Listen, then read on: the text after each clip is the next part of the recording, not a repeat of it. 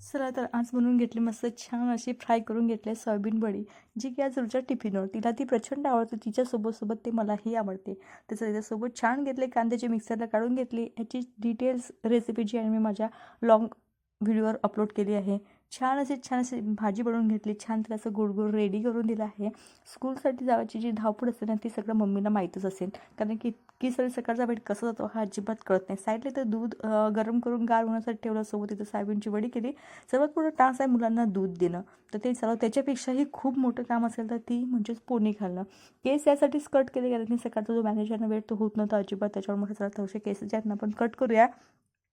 आणि कट केल्यावर तरी मी इतकी परफेक्ट नाही आहे. ती गेल्यानंतर मुलांना असं छान असं टाटा बाय बाय केला आणि ती गेल्यावर निवांत मग अशी आजकाल जे आहे ना आमच्याकडे थंडी फार थोडी कमी आहे. त्याच्यामुळे जे आहे ना स्वेटर वगैरे घालून सगळे कामं जमत नाही. म्हणून ते साईडला काढले. आज ब्रेकफास्टसाठी छान असा उत्तप्पा केला आणि चाय आणि उत्तप्पा छान असा एन्जॉय केला.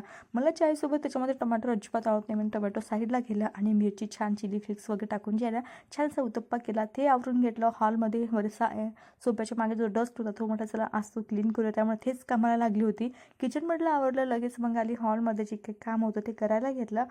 आणि हे सगळं काम ज्यांना रोज रोज होत नाही. त्याच्यामुळे एक ठराविक वेळ असते की दिवस असे ठरवून दिला की चला आज जे आहे ना कामं करून घे.